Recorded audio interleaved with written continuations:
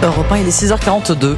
Sommes-nous assez éduqués, assez formés à la bonne gestion de notre argent? La question peut se poser dès l'école et particulièrement pendant cette semaine-ci de l'éducation financière sous l'égide de la Banque de France. Dans une lettre ouverte au gouvernement, des acteurs de la finance et de l'éducation demandent l'enseignement de l'éducation financière à l'école. Votre invitée pour en parler sur Europe 1, Alexandre, c'est Caroline Ménager, cofondatrice de PixPay. Elle est à l'origine de cette lettre ouverte. Bonjour Caroline Ménager. Bonjour Alexandre. PixPay, en quelques mots, vous êtes une néobanque, vous proposez des cartes de paiement pour les adolescents. Pourquoi cette lettre au gouvernement, lettre ouverte comme ça? On a l'impression d'un sentiment d'urgence. C'est votre sentiment à vous?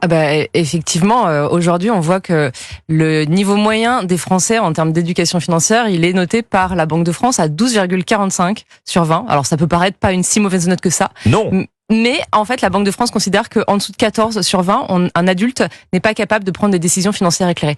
Donc il y a un vrai sujet qu'il est important d'adresser. L'État vient de décider l'introduction d'un passeport qui s'appelle le passeport EducFi. Le passeport EducFi, c'est quoi? C'est 2 heures d'éducation financière en 4e. Au collège, ouais. Au collège. C'est 2 heures sur toute la scolarité des jeunes. Oui, c'est une session comme ça. Voilà. Et donc avec tous ces acteurs, on pense que c'est largement insuffisant pour faire de nos jeunes, de nos futurs concitoyens, des décisionnaires éclairés pour le bien-être de leur vie future. Bon, alors vous avez donc écrit et signé cette lettre avec PixPay, l'association France FinTech. 120 signataires, Caroline Ménager. Alors on trouve des acteurs de la finance, mais aussi des députés. Je crois que vous avez une petite dizaine de députés. On a quelques députés, effectivement, qui ont signé. Parmi vos signataires. Donc l'idée, très concrètement, c'est de mettre en place à l'année, si je comprends bien, des cours d'éducation financière à l'école. En tout cas, c'est notre proposition. Effectivement, c'est pas de rajouter des cours supplémentaires dans un programme qui est déjà chargé, des fondamentaux qui sont importants à respecter, mais c'est plutôt de réussir à angler certains cours, par exemple les mathématiques, pour y introduire des notions financières, d'éducation financière, qui serviront dans le quotidien de tous ces futurs adultes dans leur vie de tous les jours. Bon, alors très concrètement en maths, ça veut dire quoi? On remplace les problèmes. Le problème de la baignoire qui fuit, c'est le porte-monnaie troué en fait. Exactement, c'est un petit peu l'idée. C'est apprendre à comprendre comment mieux consommer, comment gérer. Typiquement sur les pourcentages, ça peut être la meilleure compréhension des soldes.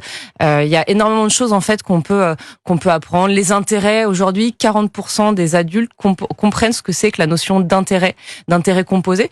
Donc moins de la moitié, ça ne suffit pas. Ça ne suffit clairement pas. Voilà, donc apprendre l'éducation financière, c'est énormément de sujets qui sont différents. C'est apprendre à bien dépenser, à comprendre sa consommation, c'est apprendre à épargner. Et l'épargne, en fait, c'est pas un gros mot, c'est aussi apprendre à le faire régulièrement, petit à petit, quel que soit son budget. Voilà, il y a énormément de notions qui vraiment sont hyper importantes dans le quotidien de tout le monde et qu'il faut enseigner. Alors idéalement, dites-vous Caroline Ménager dans votre lettre à Gabriel Attal et au gouvernement, il faudrait que ça commence dès l'école primaire.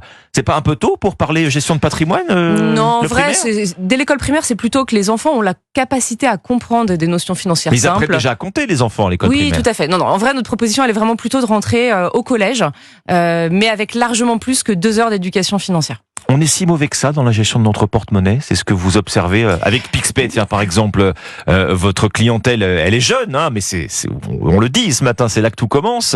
Qu'est-ce que vous observez? Beaucoup de cartes de paiement dans le rouge, je sais pas, chez les ados? Aucune carte de paiement dans le rouge parce qu'on ne peut pas être à découvert chez PixPay. C'est le principe. Bon.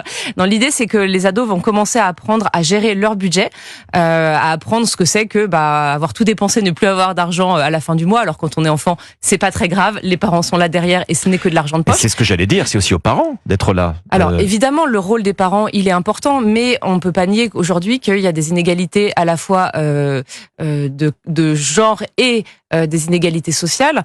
Les parents ne peuvent pas tout faire. C'est vrai que l'éducation financière, c'est un mot qui peut parfois faire un petit peu peur aux parents.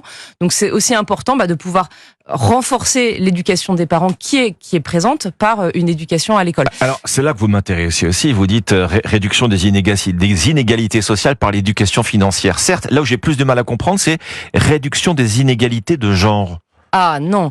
Alors aujourd'hui, ce qu'on voit, c'est que il y a des violences économiques dont on parle beaucoup récemment sur les violences économiques faites aux femmes, c'est important aussi d'éduquer nos jeunes filles sur des bons principes qui vont leur servir toute leur vie. Par exemple, avoir leur propre compte bancaire. Son indépendance financière. Une indépendance financière, ne pas partager les codes de son compte personnel avec monsieur, c'est des basiques, mais en fait, c'est ça aussi qui derrière fera que les femmes seront mieux éduquées et plus armées pour leur futur. Aujourd'hui, on a quand même typiquement 23% des femmes les femmes gagnent en moyenne 23% de moins que les hommes dans le secteur privé. Il faut aussi que les femmes apprennent à ne pas avoir peur de l'argent, à parler de l'argent. Et typiquement avec PixPay, c'est aussi une manière de commencer à discuter d'argent de poche avec ses parents, ne pas en faire un tabou. Et ça, c'est vraiment important dans le quotidien. Bien, donc ça, ce que vous dites, c'est que ça aussi, ça s'enseigne également à travers l'éducation financière. Pas d'éducation financière dès le plus jeune âge, dans votre esprit, ça veut dire quoi? C'est plus de risque de devenir un mauvais épargnant à l'âge adulte?